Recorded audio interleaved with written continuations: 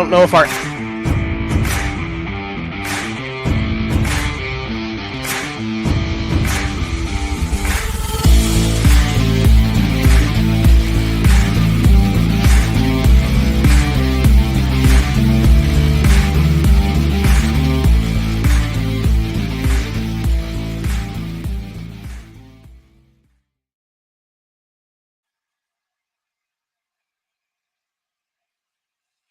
Welcome back to the Tan and J-Man show. I am the J-Man. Tanner is off surfing in Hawaii. I know he told me today that they went to the where they filmed Jurassic Park. So he's having fun in Hawaii. Yesterday they went to Pearl Harbor.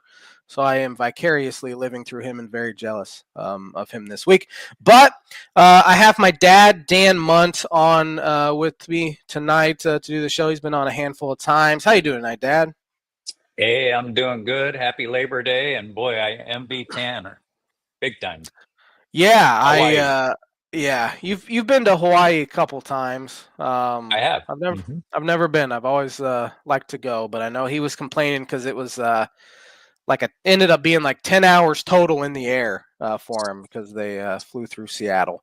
Yeah, So that's the only challenge with Hawaii. yeah, I mean, you can go to the Caribbean in 3 hours, but Hawaii, I mean, it's 10 or 12 hours depending on yeah, layovers and that. But it's beautiful when you get there, that's for sure.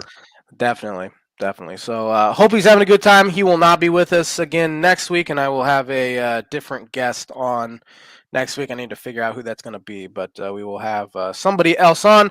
But before we get any further into it, I do have Birdie Bogey for you tonight. It is a Cubs related question, and it's a World Series in 2016 related question. All right. So everyone remembers Mike Montgomery recorded the final out in the 10th inning, but who started that inning for the Cubs on the mound? Because there was a different pitcher on the mound to start, and he got the first two guys on, then he walked a guy, and then he gave up an RBI single, which then Joe Madden ended up bringing Mike Montgomery into the game. And I think he only threw two pitches and got the out. And I actually remember hearing a story how Montgomery said that his first warm-up pitch in the bullpen, he threw about 36 feet and he spiked it over the bullpen catcher's head. And he's like, I have absolutely nothing tonight. But they still used him and ended up getting the final out. But Sometimes the pressure comes on and those guys know how to step up. yeah, the adrenaline I'm sure was pumping, and that's why he didn't throw a fastball. I think he threw two curveballs, and that was it because he had nothing with his fastball. But Birdie or Bogey is brought to you by Arlington Public House for good cuisine, cocktails, located 703 Main Street in Rochester, Indiana. Check them out downtown there on Main Street. Fantastic food. As I said, my dad's with me tonight, and we'll talk some baseball to start off, and then we'll give our confidence points for the Big Ten and kind of recap the week that was. Then we'll hit into our first picks of the NFL season, the Week 1 confidence picks. And it feels weird that the season's starting this upcoming week because we usually do the NFL preview show, and we are not doing it because we did it last week. So it's kind of a weird feeling, but looking forward to the NFL season. But before we get any further, baseball talk. You know, the Cubs, it started very good on the road trip in the West Coast. You know, you sweep the Angels, and you're feeling good coming into it because you won like 8 of your last 10. Then they go to San Francisco, and for the first time all year, they got swept in a 3-game series. They're one of just 2 teams to have not been swept in a 3-game series this year. And the funny thing was, both teams got swept the exact same week. The Reds got swept last week as well against they get swept by, I forget who, the Dodgers. They're in LA.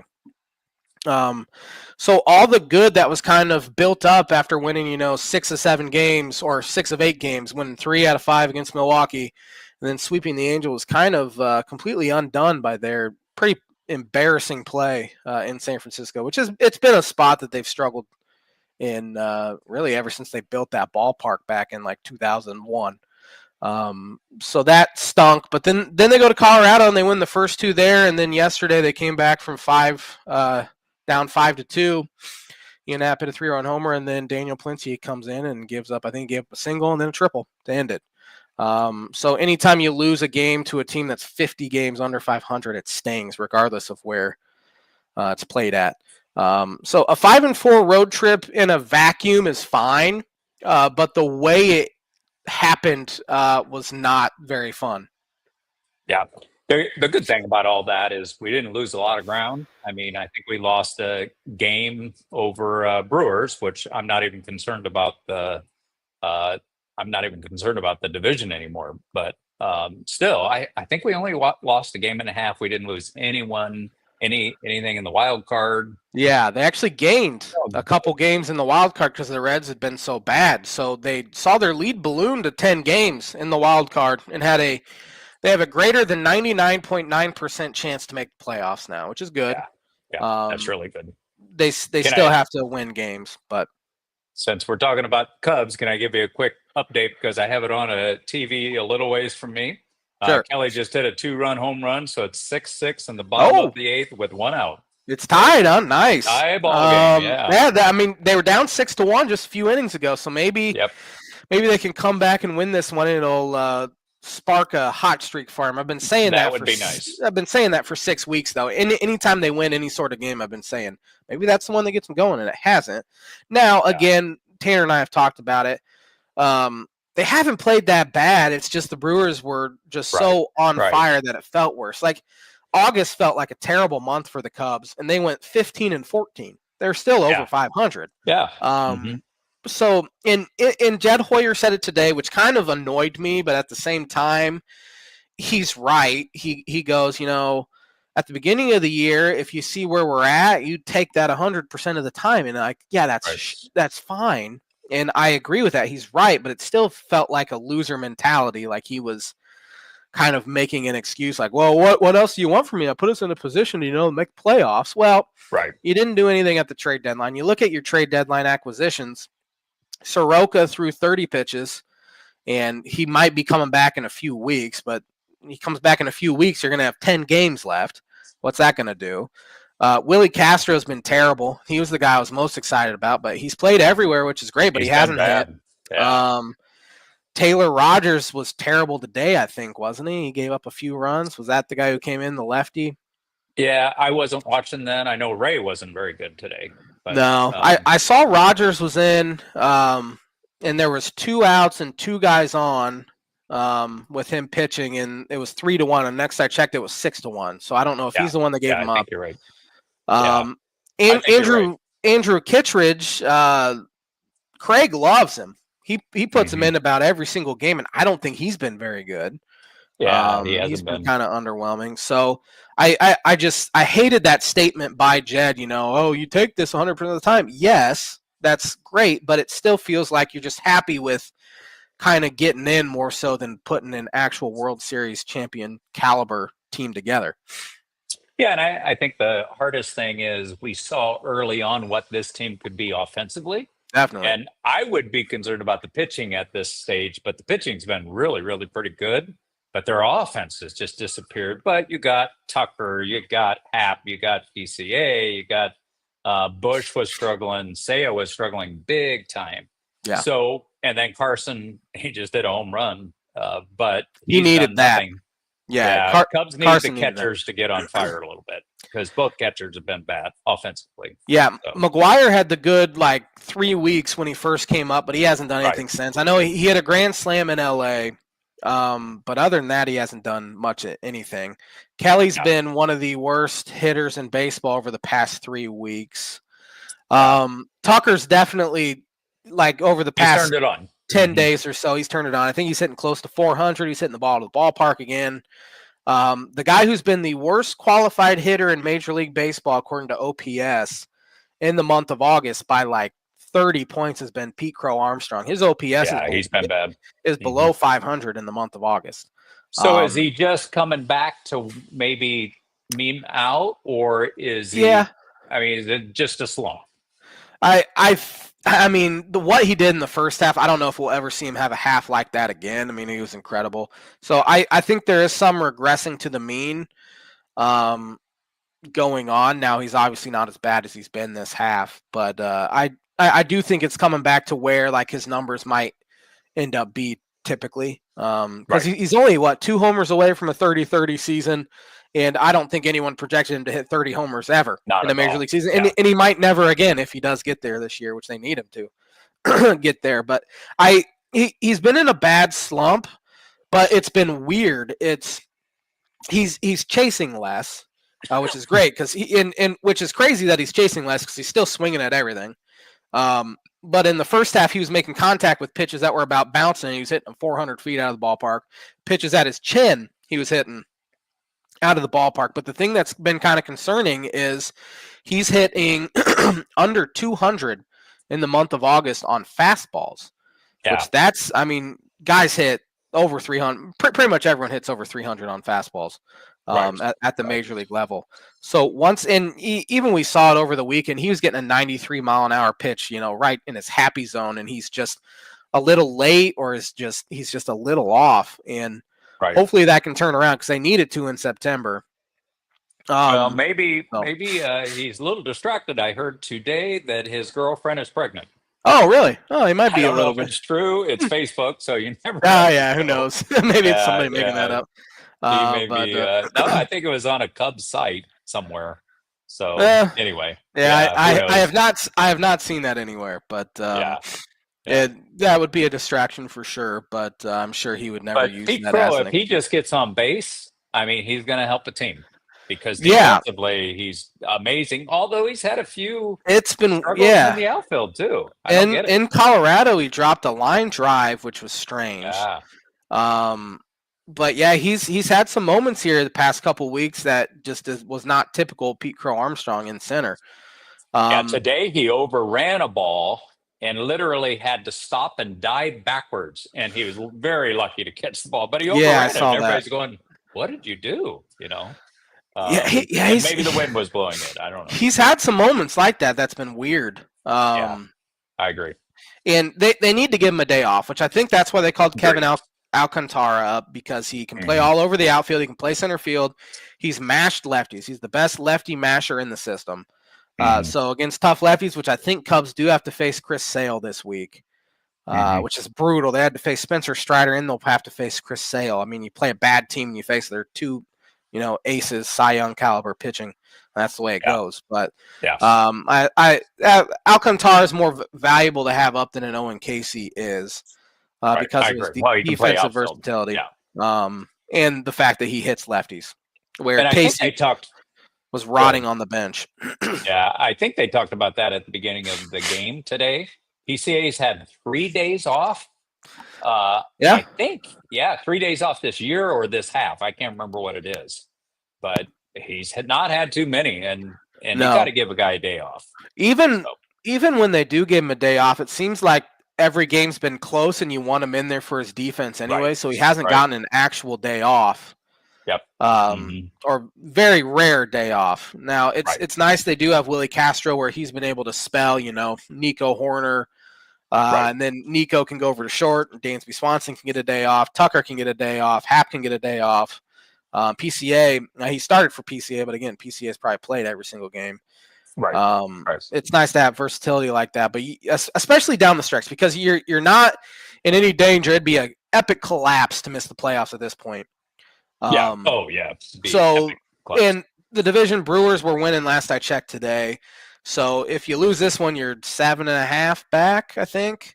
Yeah, it's over. I think a month to play. It's probably over anyway. So it'd be smart to start giving your guys some rest because, the big thing now is you want that top wild card because that means you get to host the series. Then you likely get to go to Milwaukee, who you're very, very familiar with. And Milwaukee has had many, many implosions in the postseason, and they'll probably start feeling it again. They're the only team that has beat Milwaukee this year. They won the season series. And during that stretch where the Brewers were unbelievable, I think they were 3-4 against the Cubs, and against everyone else, they were like 20-4. Yeah. So, and again, Cubs know them very, very well. And of course, the Brewers know them very well as well. Yeah.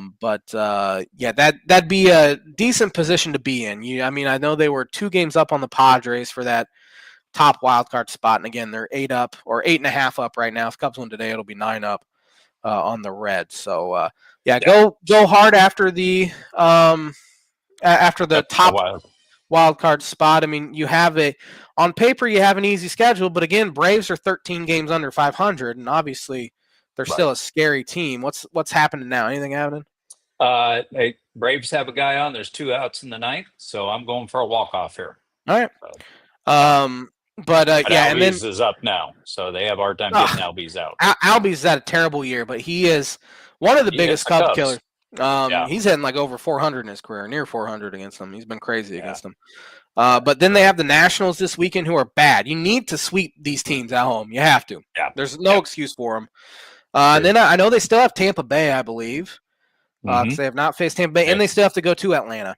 And then they get the Mets and Reds and Cardinals and Pirates still. So there's still a decent amount of series left. My mind always goes to worst case scenario.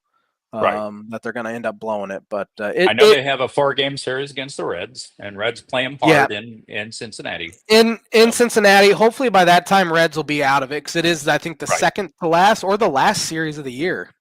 It might be the last series. No, I think you're right. I think Cubs end with St. Louis. They do. It's right before that, I think. So because I know they have I think the Mets second to last series, and then the Reds are the third to last. So Reds will probably still be playing for something at that point, which makes them scary. Other than that, Cubs just need to take. They just need to worry about themselves, and they just need to win. That's the reality of the situation. So Cubs made some pretty big moves today. I mean, can you explain all those? Because I know there's call up. I know they went out and got a guy off waivers, 2 guys off waivers. Yeah. Where is their roster spots for these guys? That's what I don't understand. So you can add 2 guys to your roster. You can add with the September call-ups, you can have 28 guys on your active roster. It used to be 40. You could have up to 40. Right. And no team would ever hold 40. They'd usually go up to 31, 32. 28, I'm glad. And Jim Deshaies was like a proponent of getting rid of the 40-man call-up rule, because he's like, why in September are you making it easier on teams that are fighting? I mean, you can give guys more days off. You can, it helps with bullpen management. Why are you making it easier on teams in September when it should be getting more difficult, because you're fighting for playoff spots? So I know they called Casey down. They brought Kevin Alcantara up. They signed Carlos Santana, fantastic veteran first baseman. He's 39 years old now. I mean, he's been around for 17 seasons, most notably with the Cleveland Indians at that time. And he was with the Guardians earlier in the year.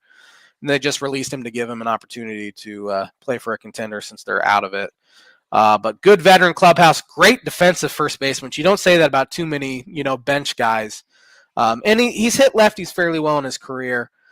He's a guy that'll just pretty much pinch hit at this point. He's not honestly that much different than Justin Turner. I was going to say, you got Turner. Yeah, and holding a guy like that's easier when you can have more players on your roster too. Right. Now, is he a switch hitter too? Yep, he's a switch hitter. Okay. I read a story about him when he was with the Phillies in 2019. The Phillies were struggling in September, and they just were kind of having a bad September. And he went in there with a baseball bat and destroyed all their PlayStations, because they were playing they're playing video games too much in September in the middle of a pennant race. So that's kind of the veteran he is, kind of no nonsense. This is what we're going to be doing, which you kind of like, honestly. Yeah. Yeah. But that's kind of why he's there, because he's a fantastic clubhouse guy. And then they picked up Aaron Savali off of waivers from the White Sox today. Just good, really good today. Yeah, good depth, because they needed more depth. Because for one, Matt Boyd has thrown more innings this year than he has in any previous 2 years combined over the last 6 seasons. So, and it sure feels like he's hitting a wall a little bit. Yeah, definitely. And then you have Cade Horton, who has not pitched, a ton of innings over the past couple years, especially last year. He's hit the most innings he's thrown in pro ball this year, and he's been unbelievable for him. And so it's just assurance for him too, in case he does wear down, or you need to yank him after 4. Just having a guy like Savali there. Yeah, well, they go to a smart. 6-man rotation just to give guys rest. I mean, I know they have a day Maybe off this week. Yeah, day offs obviously help, but I have a hard time with 6-man rotations because it kind of gets guys off their rhythm a little bit. Yeah, and I've never seen really a 6-man rotation work. The Phillies are going to one though. They signed Walker Buehler, who had a disastrous season for the Red Sox this year, and they released him just a few days ago. And he signed with the Phillies, and it sounds like Phillies are going to go with a 6-man rotation here for a little while because Zach Wheeler's out for the year with I think they called it thoracic outlet syndrome. He had a blood clot in his shoulder, which is scary. Oh, wow. Yeah. And it turned into something else. I think the blood clot's under control, but it's something else, and he's out for the season, so they needed more depth there. But yeah, I mean, Savali can start. Obviously, Ben Brown can start. Yeah, I mean, the issue is who's starting game 1 of a postseason series right now. I mean, Shota's been great. I'd go with Shota at this point, but Boyd's had a fantastic year. But again, it feels like he's hitting the wall. Honestly, Horton might be your guy. Horton if you want to is do the that, guy, he seems like a bulldog out there too, and would be unfazed by the moment. Speaking of Cade Horton, I mean, everyone remembers Jake Arrieta's unbelievable second half. In 2015. I mean, arguably the greatest second half in the history of baseball as far as pitching goes. Well, Arrieta's first 8 starts after the All-Star break, he went 6-1 with a 1.20 ERA. Cade Horton, in his first 8 starts after the All-Star break this year, is 6-1 with a 0.86 ERA. Wow, that's incredible as a rookie too. Yep, as a rookie, he's been their best pitcher, arguably, and he's throwing 98 miles an hour. Now Arrieta had a lot more innings because you could actually he was a workhorse anyway, and he was a veteran where he could handle it. Where Horton's not going into the 6th very often, but still that's incredible, and he's been kind of their savior. He's been kind of their savior there. He's been the guy you want to stop, losing streaks if they're on one. Right. Yeah. What's anything happening in the Cubs game now? It's the bottom of the 9th. Looks like Nico Hoerner and Santana is going to hit. So, cool. They got a right-handed pitcher in. So, all right.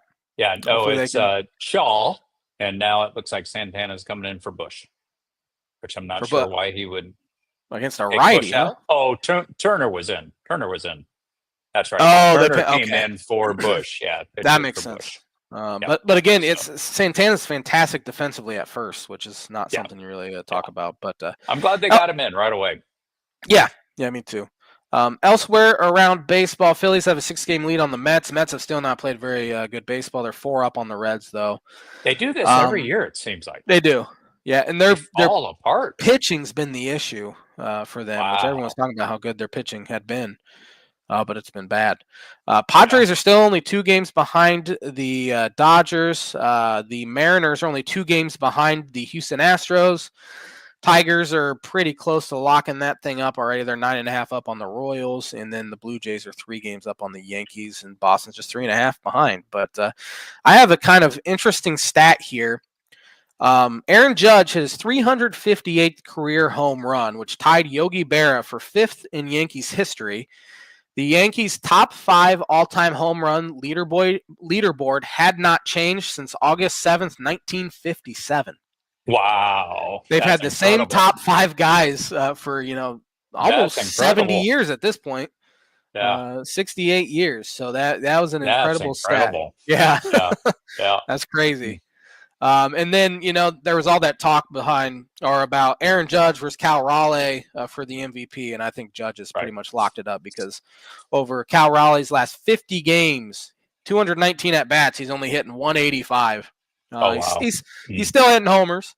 I mean, he's up to 50. I mean, he broke the all-time. I think he's broke the all-time catcher record already. Maybe not. But he is at 50. I think yes, because Sal Perez had it, and he had 48 a couple years ago. So that's unbelievable. Who would you compare to Judge in history? I mean, he's got to be real close to. I mean, we were talking about Trout and Harper and all these. Yeah. I think he's far above anyone now. I mean, even Ohtani. Yeah, if he would have started his if he would have been called up to like the major leagues at 21, 22, I think we'd be getting close to talking about him being the greatest right-handed hitter ever. Yeah. But he didn't really get a chance till he was 25 because he was a college guy, and then he went through the minors, and of course the Yankees have had so many good players that they didn't really need him. And then he was terrible for the first. I think he was a September call-up, and he wasn't very good, but they gave him a shot to start the year, and that's when he had an unbelievable rookie year. And he's interesting though because he's 33. He's had some injuries, and guys start breaking down once they hit early 30s. And he's so big though. He's 6'7", 290 pounds, and it seems like that body type wouldn't it wouldn't maybe not last very long, but it wouldn't age very well. But I mean, and again, he's had some injury issues, but it would seem like he'd stop hitting eventually, and he just hasn't. He's had an unbelievable year, and I think he'll win MVP again. Yeah. He's awful good. He's hard to compare to anyone because of how big he is. He maybe like I don't know, Frank Howard back in the day was 6'7", 280, but he was nowhere near the hitter Aaron Judge is now. Now, is Judge a basketball player or football player? I mean, he's got a tight end type body. I don't know. He went to Fresno State and was a first round pick out of Fresno State, late first round pick. Like he was like 27th, 28th overall. In 2013, it was the same draft Chris Bryant was in, because it was always in a redraft. Who would you take in number one? Would it have been Judge or Bryant? Well, it's clearly Aaron Judge now. But for the first 5 or 6 years, it probably would have been KB. Would have been the guy you want. You're right. Yeah, it's an interesting career he's had. Aaron Judge and Chris Bryant for that. For that fact. But let's see here. Anything else baseball wise I want to hit on? Just update: 2 outs. Shaw got a hit, and then Santana struck out. Tucker popped up, and now Suzuki's up. With the guy on first. With the guy on first. Shaw's on first still. Cubs have scored 4 runs or less in, let's see how that would be, 17 of their last 21. Really? Games. Wow. And they were, I mean, it was normal to have 7 runs a night, 8 runs a night. For a while, they led the majors in runs. Yeah. If they score 4 runs or more, their record this month is like 15-3 or something like that. Really? Yeah. Wow. It's just, and it's honestly incredible. They've been 15-14 is a very good record for how they've actually played this month. Right. Because it could have been a disaster. They could be way under 500. But again, pitching's kept them in. Bullpen's been good for the most part. Rotation's How been much good. does run differential? Because Brewers have the larger, but for the long time, Cubs were just run differential. Now I think they're second in run differential. The Brewers' run differential coming into today is plus 163. Cubs right now is 117 coming into today. So okay, but I think they're second actually. I think they still are second. Yeah. Brewers have passed them for total runs this season. They have 27 with no home which run is crazy. Or very few. Yeah, they don't really hit the ball out of the ballpark, but they make contact. They steal a ton of bases too, which helps. Yep. But you're right. Anything else you want to talk about baseball? I don't think so. I think we covered it pretty good. I covered more of the Cubs than some of your fans want to hear, but that's fine. That's what we do every week anyway. Cubs record by month this year: they were 3-4 in March, 15-9 in April, 18-9 in May, 13-13 in June, 14-10 in July, and 15-14 in August. So they've been just barely above mediocre really since the start of June. So it's not a good. Now you play so well in April and May, you build up some goodwill a little bit. That's right. You can survive bad stretches, and really the stretch hasn't been bad. They're 6 games over 5 games over 500 since the start of June, which is okay. It's mediocre at best, but at least they haven't been awful. Like they didn't have a month like they did the past 2 years in May when they went 8-19 or 9-20 or something like that. So they've been able to survive rough stretches. Wins in April mean something. Yeah, they do, and they really do. Yeah, and like the past couple of years, I've seen guys on Twitter saying, well, you got to find out what you have in these guys. You got to let Chris Morrell just kind of figure it out at third. And I think Right. the team's not good enough to figure it out if you're losing ball games. Like you still have to kind of chase wins in April and May. You got to continue to do that and win every single game you possibly can, just in case you have a bad stretch in August where you can kind of build up some capital where you don't need, to be perfect every single time out. Right. Which has been their issue the past couple of years. They had that hot stretch before the trade deadline 2 years ago, which is why they ended up trading for Jeimer Candelario, and they had a great stretch and ended up taking the lead in the wild card for a few weeks and then choking it away the final week and a half of the season. Yep. But again, if they wouldn't have gone, 9-18 in May, they would have been in. So you can blame it on the choke job in September all you want, but you play a little better in May, you won't have to worry about that. Wouldn't have to worry about it. Yep. Absolutely. That's the thing that kind of annoys me sometimes. But right.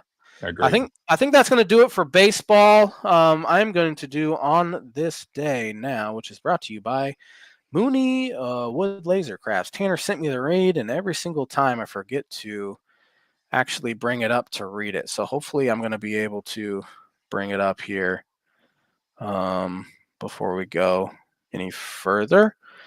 Let's see. Tanner. But anyway, on this day in, not a whole lot. It's a lot of baseball, a lot of college football this week. On this day in 1931, future Baseball Hall of Fame first baseman Lou Gehrig hit his third grand slam in 4 days. Oh, which is pretty incredible. I think he did have the all-time record for grand slams at one point. I know Manny Ramirez was hot on his trail there for a while. I don't know if he ended up passing him or not. Yeah, Manny. He was a great hitter. Manny being Manny. Yep. Let's see here if Tanner sent me the read, and I might have just missed it anyway. He might not have even sent it to me. Anyway, I can figure it out. On this day in... On this day in 1958, St. Louis Cardinals pitcher Vinegar Bend Meisel walked an NL record 9 batters. He would not be let in to walk 9 batters in today's game. That's incredible. That's pretty bad. And how many innings, I wonder? I don't know, but they won 1-0. He won 1-0. Yeah. Wow. They shut out the Cincinnati Reds. I don't know how that's possible. That's crazy. That's crazy. On this day in 1964, San Francisco Giants reliever Masanori Murakami became the first Japanese-born player to appear in Major League Baseball. Interesting. So 1964, yeah.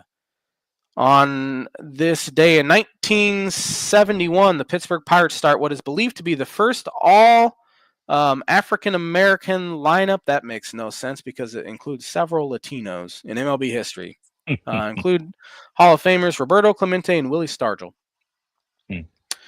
On this day in 1973, not a whole lot. 1975, New York Mets pitcher Tom Seaver shut out the Pittsburgh Pirates 3-0, and they were the first. He was the first to reach 200 strikeouts for an MLB record, 8 straight seasons. Wow, he was good. Yeah. On this day in.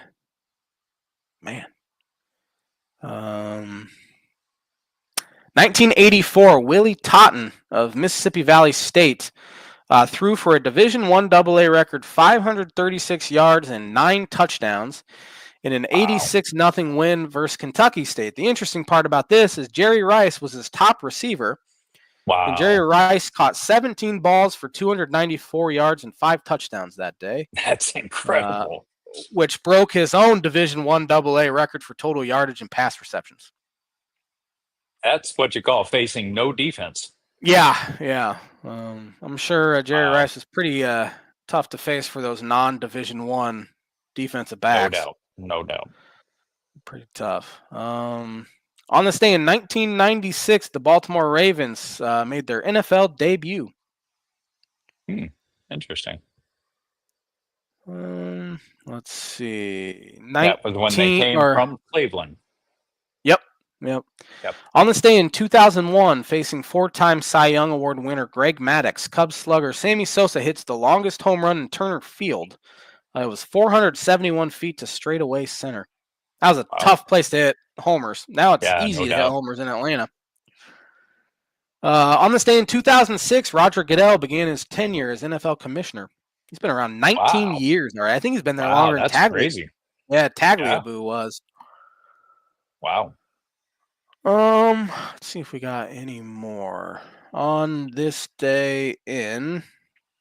Nope, that's gonna do it for on this day. Maybe. Yep, on this day. Is brought to you by Mooney Wood Laser Crafts. Christmas is coming, so go to contact Mooney Wood Laser Crafts to make you some cool stuff. That's all I got for you. I'm sorry, Mooney. I lost the read. So, what do you want to talk first? You want to talk Big Ten or you want to talk NFL?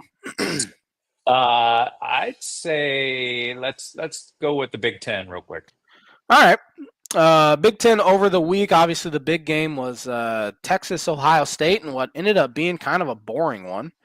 Final score of 14-7. Was that the final score? I think, or 17-10. I think it was. Yeah. But yeah, Arch Manning looked rough for Texas. He looked like a guy that had faced a bunch of 2A players, and because that's the division he played in high school. It was a 2A high school. So, wow.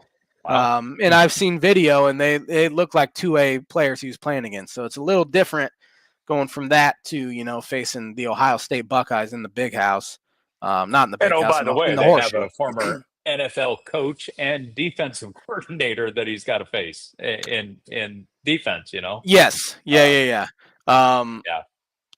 Not easy to do that, but at the same time, he looked very inaccurate, and his mechanics looked bad. His footwork looked bad.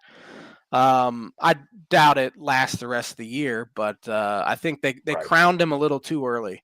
I do too. There is, the Heisman favorite coming in. He started 2 games last year against, Louisiana Monroe and somebody else that was bad. So that doesn't help him either, that he's getting crowned this and he goes out and plays poorly.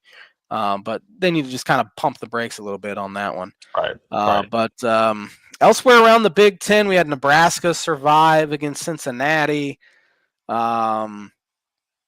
Let's see if there was any other good games. Utah blew out UCLA, but other than that, it was kind of all, for the most part, blowouts. Rutgers was in a close one against Ohio that they won. But not great matchups this week, and it's not that great this upcoming week either. Right. Once we get into week 3 is kind of rough too, but week 4 is kind of when it heats up, where you have the conference matchups and Big Ten that come into play, which is kind of nice. But let's go around and do our confidence picks. I'm gonna pull up the national as well to see what top 25 matchups we got. Okay. Maybe the best game of the weekend that I personally watched was actually last night with Notre Dame and Miami. Yeah, that was a heck of a game. The guy for Miami made an unbelievable catch right before halftime for a touchdown, one-handed catch. But Miami starts out 1-0, and Notre Dame is 0-1, which is what I like to see a lot. But I think they'll both be okay. I think Notre Dame will be fine. I think they'll be fine. Their young quarterback Carr really settled in and played pretty well in the second half, I thought. But you have a Heisman candidate at running back, and I don't think they ran it as much as they should have.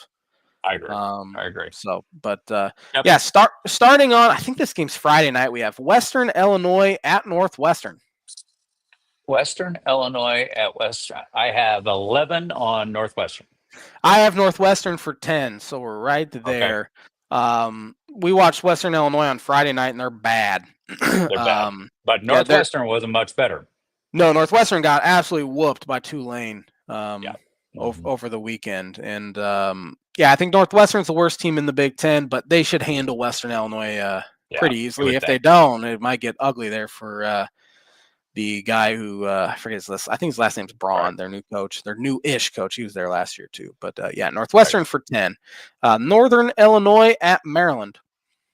Got Maryland for 10.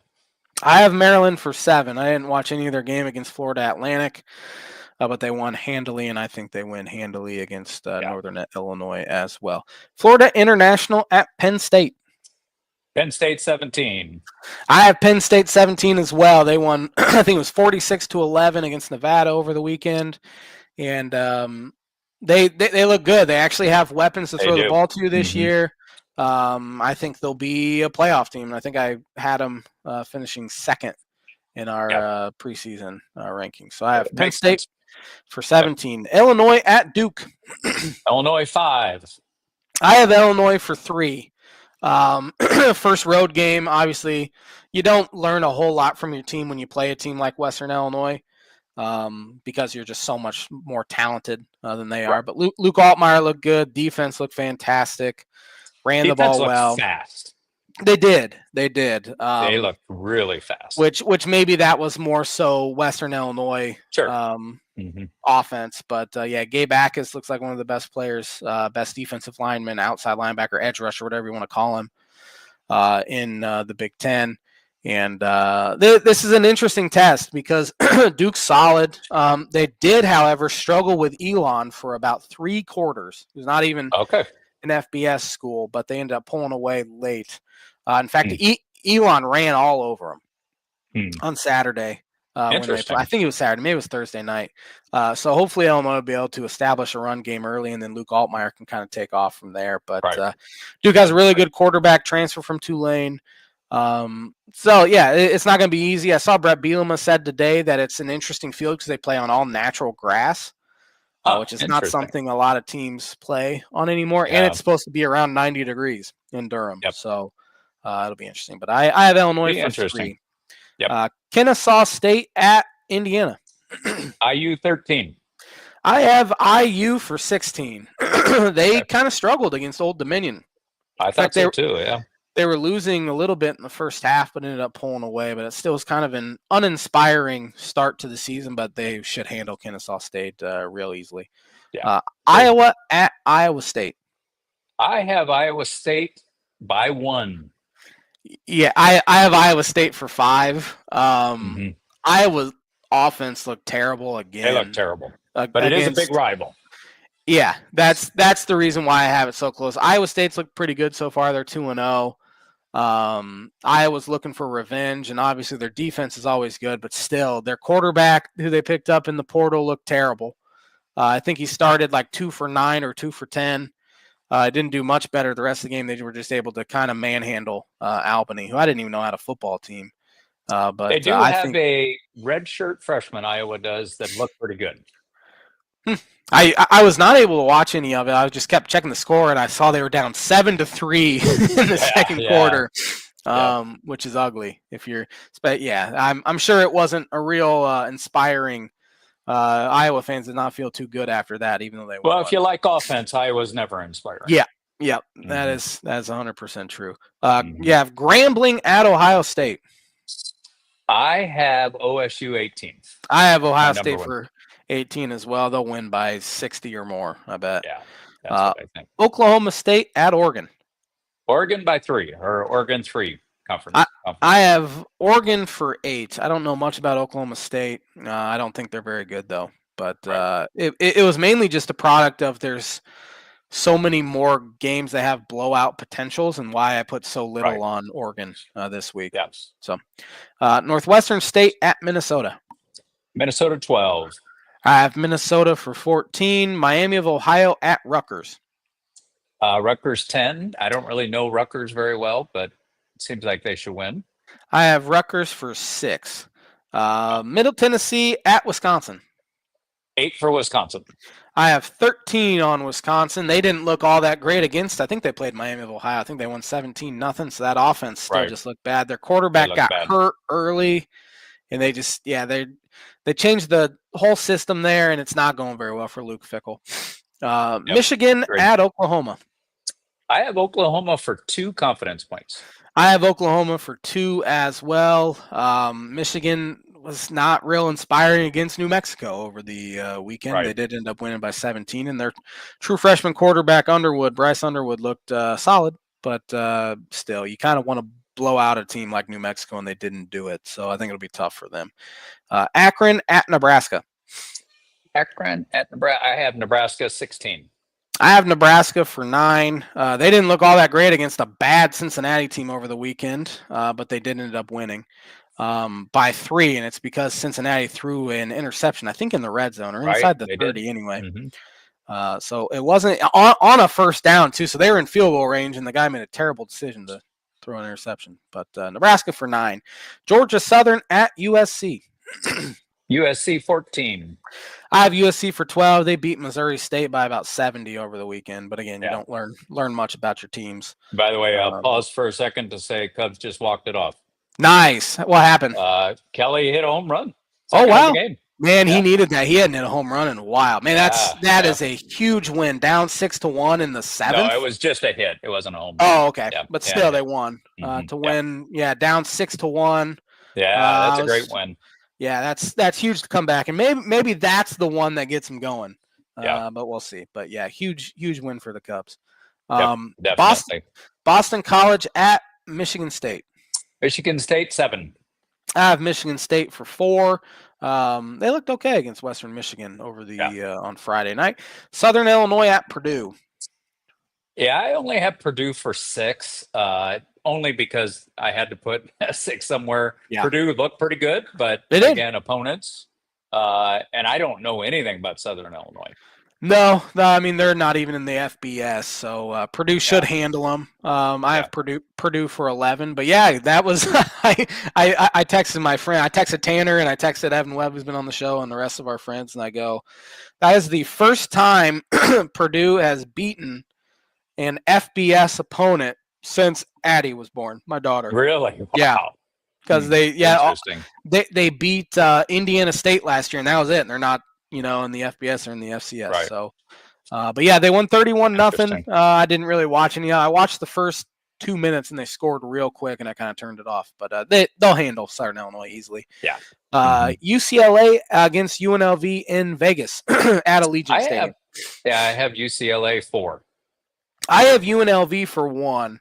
UNLV's 2-0. I don't think they're that good, but UCLA looked like garbage at home against Utah. I think they lost by 30. Their quarterback they got, Nico Iamalevo. They got big money quarterback from Tennessee. He was horrendous.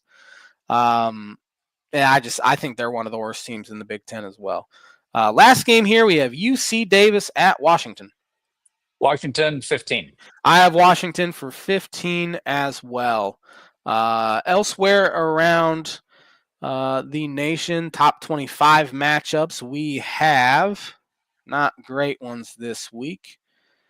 We do have an SEC matchup. We have Ole Miss at Kentucky. Ole Miss is a 10.5-point favorite. I think Ole Miss beats them. Let's see. Michigan, Oklahoma is easily the biggest matchup.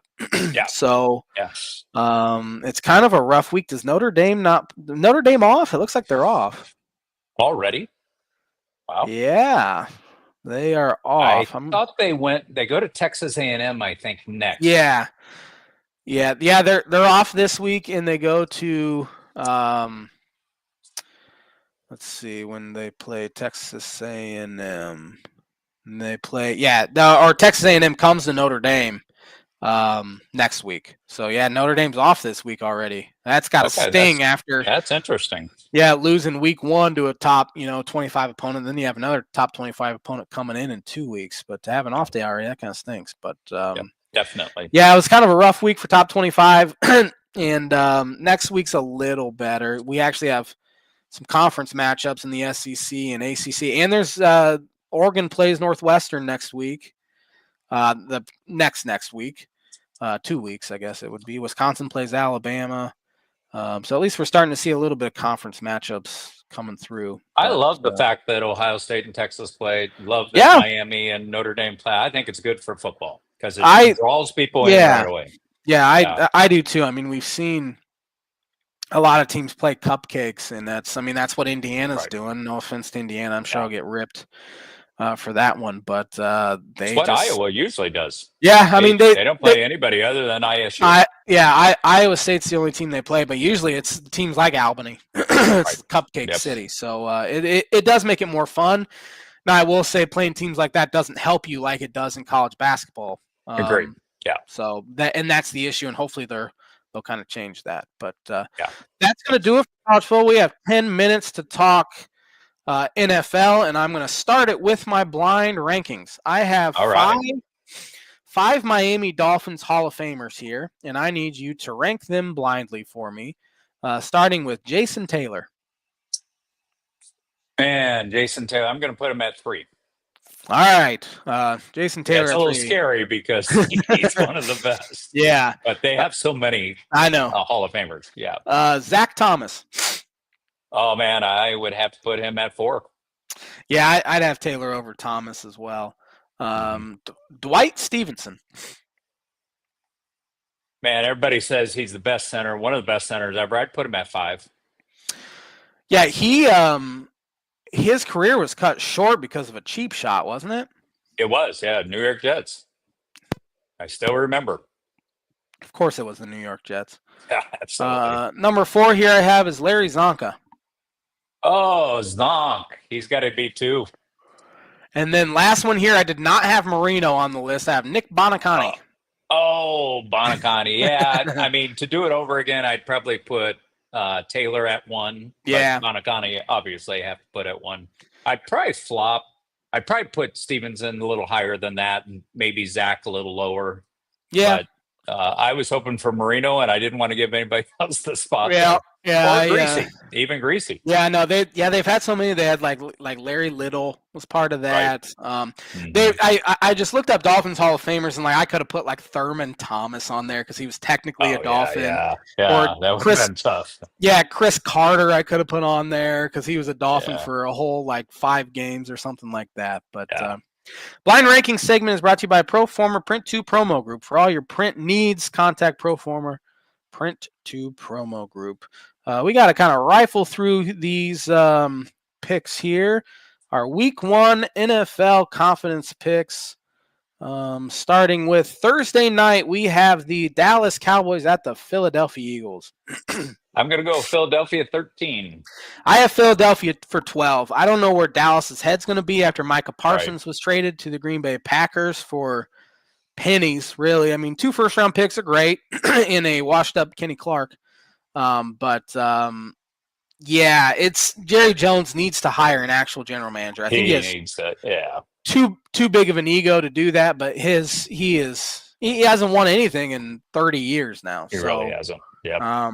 Great. He's bad. But then game number 2, we have the Kansas City Chiefs against the LA Chargers in Sao Paulo, Brazil. Yeah, Friday I go night. Kansas City 7. I put a lot of confidence points on them because they're not playing at Charger Stadium. Yeah. So, yeah. Which in LA, they probably would have had a ton of Chiefs fans there anyway. That's right. Yeah, I have the Chiefs for 6. So I think they handle the Chargers. Even though I think the Chargers will be good this year. Yeah. The Tampa Bay Buccaneers at the Atlanta Falcons. I put Atlanta for 4. I also put Atlanta for 4. I don't know why, because I think Tampa Bay is going to win that division. I do too. But I think Atlanta will be better. Yeah, and that's the way Tanner and I have always done it. We're like, man, we always pick the home teams, but it's so easy to do in the NFL. Right. But it'll be an interesting season there with Kirk Cousins as QB2 and Michael Penix as the starter there. So it'll be interesting to see how he looks in his first full season as a starter. The Cincinnati Bengals at the Cleveland Browns. I got Cincinnati 16. I mean, they should handle them even on the road. Yeah, I have Cincinnati for 16 as well. Cleveland has a chance to be the worst team in the NFL this year for sure. They don't even know who the quarterback's going to be. I mean, they're starting. Guy, they're starting Flacco week 1, but I wouldn't be surprised if we see all 4 at some point. Whoever they have. They have 4. Well, I think Pickett was traded because Terry and I were talking about it last week on the show. And I want to say he was traded. I'm going to look it up real quick because I literally said last week on the show, like, I bet they end up trading Kenny Pickett or something like that. And then right after the show, I looked, and at like 7 o'clock, they traded him. That's right. He's with the Raiders because Aiden O'Connell got hurt and he's out for a while, so he'll be the backup there. But yeah, I bet we see Gabriel at some point as a starter, and I bet we see Shadur at some point as a starter as well. I agree. Miami Dolphins at the Indianapolis Colts. I put Dolphins for 5. I mean, talent-wise, Dolphins should win. They have a hard time going to Indianapolis. Yeah. And I don't know what Indianapolis is going to be like with Danny Dimes. Who knows? So. Yeah, and I have the Dolphins for 5 as well.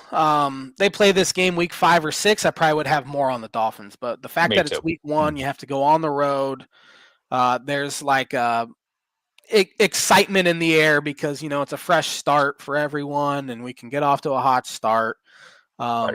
But I think the Dolphins ultimately handle business there. I think they're quite a bit better than the Colts, and I know they lost there last year when they end up having Tim Boyle had to play the second half for the Dolphins, right? And they still had a chance to win at the end. Of course, last year was last year, and this year. But give me the Dolphins in a close one. I think it'll be very close. The Vegas Raiders at the New England Patriots. I'm going with the Raiders for 8. I think they're going to be a little better than some people predict, just because they're new coach.